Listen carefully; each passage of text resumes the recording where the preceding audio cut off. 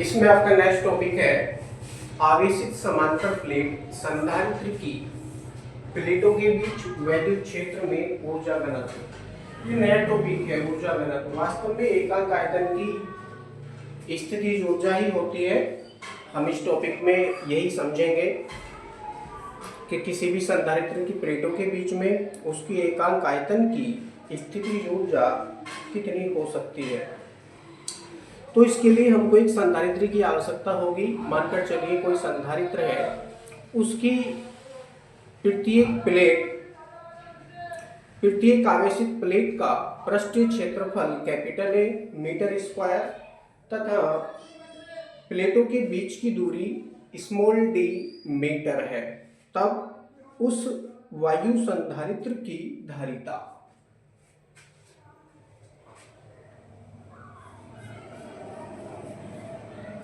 लिखेंगे वायु संधारित्र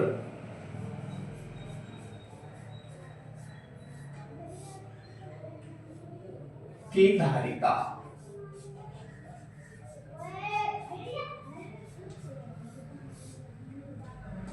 डैश लगाकर लिखना चाहो डैश लगाकर भी लिख सकते हो। C इक्वल टू हो जाएगा epsilon 0 A upon D farad में, यानी किसी भी आवेशित संधारित्र की धारिता C equal to epsilon 0 A upon D farad होती है। मात्रक भी लिखिए इसका फैराड।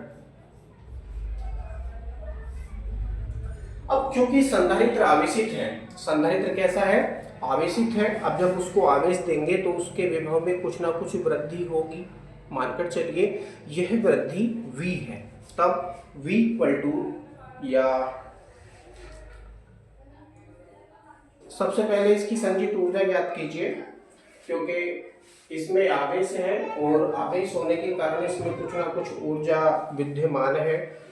यदि संधारित्र की प्लेटों के बीच में कैपिटल V विभव उत्पन्न होता है, तब इसमें संचित स्थितिज ऊर्जा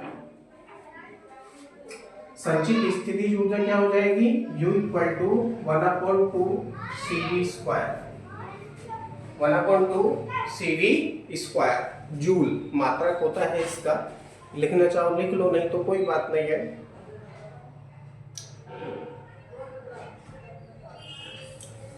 अब इसको हम समीकरण बना लेंगे। इसको समीकरण नंबर क्या मान लेंगे हम? 1 मान लीजिए। चलो 1 मानो ऊपर वाली इसको, आप इसको मानो समीकरण नंबर 2। अब इतनी स्थितिज ऊर्जा उस संधारित्र में स्थित हो जाती है। अब चूंकि आवेश दे रखा है और आवेश देने पर उसकी प्लेटों के बीच में कोई ना कोई वैद्युत क्षेत्र उत्पन्न होगा। मानकर चलिए यह वैद्युत क्षेत्र कैपिटल E है, तो वैद्युत क्षेत्र की तीव्रता हो जाएगी E equal to V upon D। E equal to V upon D। यह वैद्युत क्षेत्र की तीव्रता उत्पन्न होगी उन प्लेटों के बीच में। तो यहाँ से क्या हो जाएगा? आगे की V की वैल्यू फाइंड करेंगे तो V इक्वल टू क्या हो जाएगा? E इंटू D हो जाएगा।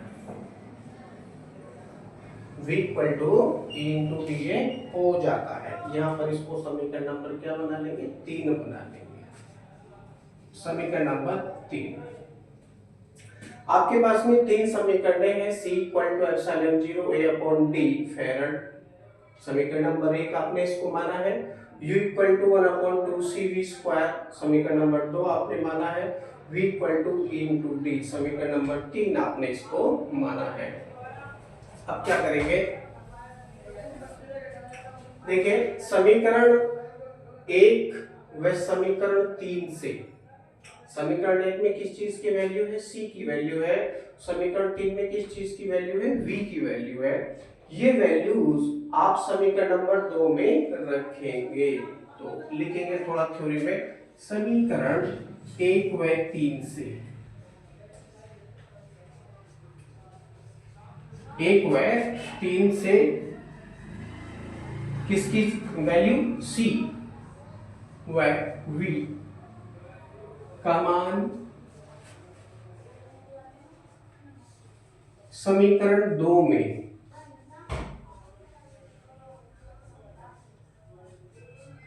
रखने पर, यदि हम रखेंगे तो हमको क्या प्राप्त होगा देखते हैं। समीकरण 2 ये है हमारे पास u equal to 1/2, u equal to 1/2। अब देखिए c आ गया, c की वैल्यू है epsilon 0 a upon d।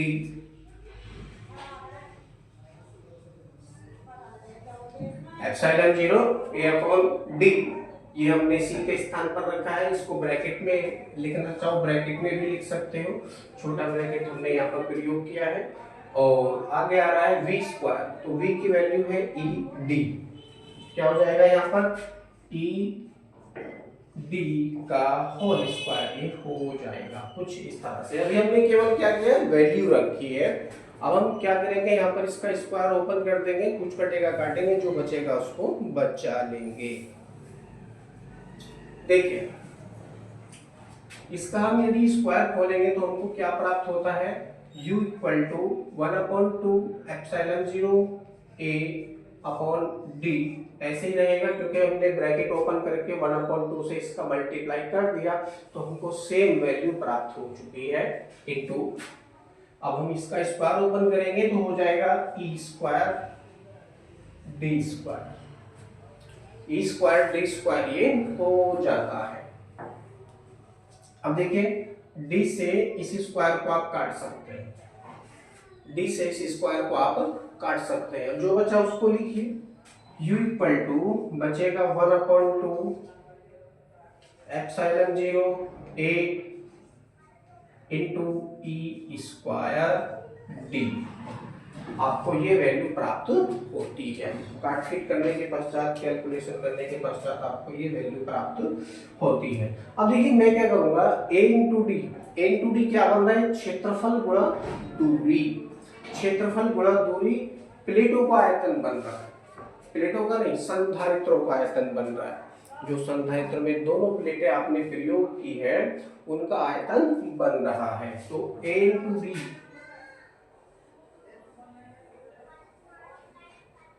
a into D क्या है, यहाँ पर आयतन है, तो लिखेंगे इसलिए का चिन्ह लगाकर, संधारित्र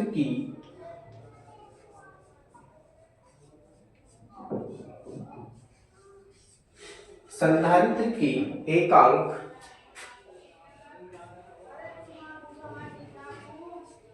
आयतन की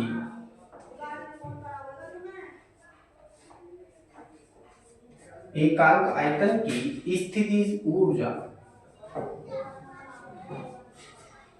एकांक आयतन की स्थितिज ऊर्जा के माने ऊर्जा घनत्व, ये परिभाषा भी हो जाती है ऊर्जा घनत्व की। संधारित्र की एकांक आयतन की स्थितिज ऊर्जा को ऊर्जा घनत्व कहते हैं, ऊर्जा स्थितिज ऊर्जा, आयतन की स्थितिज ऊर्जा, एकांक आयतन की स्थितिज ऊर्जा को स्मॉल u से शो किया जाता है, और ये होगा small u equal to capital U upon a into d. a into d आप पूछोगे कहां से आया, ये capital U upon capital A into small d क्यों हुआ है। Capital A into small d का मतलब है संधारित्र का आयतन, संधारित्र का आयतन, और चूंकि आपने इसको एकांक आयतन माना है, परिभाषा भी होती है ऊर्जा घनत्व की, संधारित्र की एकांक आयतन की स्थितिज ऊर्जा को उसका ऊर्जा घनत्व कहते हैं। इसे स्मॉल u से प्रदर्शित करते हैं, इसका सूत्र होता है small u equal to capital U upon a into d. Capital U क्या है, संचित स्थितिज ऊर्जा, एकांक आयतन की संचित स्थितिज ऊर्जा नहीं है, ये पूरे की ही संचित स्थितिज ऊर्जा है, और a इंटू डी हो जाता है इसका आयतन, तो यही इसका ऊर्जा घनत्व हो जाता है। वैल्यू रखेंगे, यहाँ पर वैल्यू रखेंगे तो आपको प्राप्त होगा small u equal to 1/2 epsilon 0 a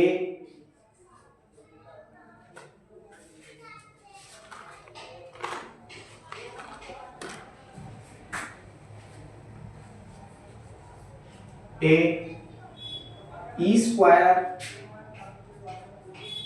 B upon ये वाला ए डी। कुछ कटेगा फिर से, ए से ए कटेगा, डी से डी कटेगा, जो कटेगा उसको काटेंगे, जो बचेगा उसको बचा लेंगे। बचेगा यहाँ पर small u equal to 1/2 small u equal to 1/2 epsilon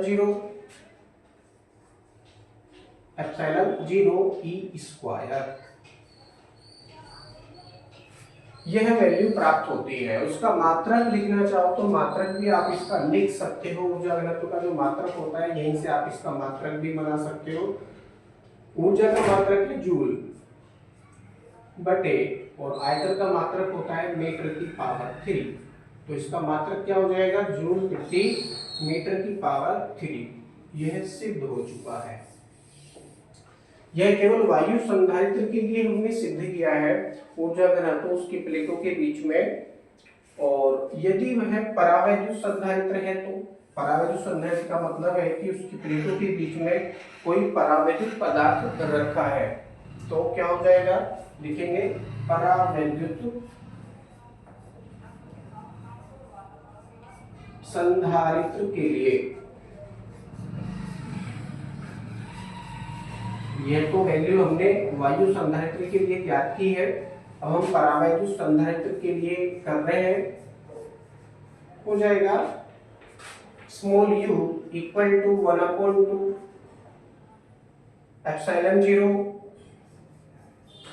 के इंटू ई स्क्वायर। मात्रक है जूल प्रति मीटर की पावर 3, जूल प्रति मीटर की पावर 3। यह ऊर्जा घनत्व उत्पन्न होता है।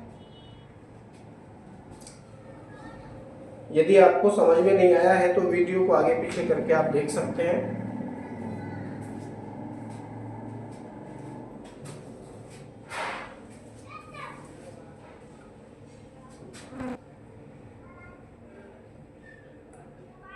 ओके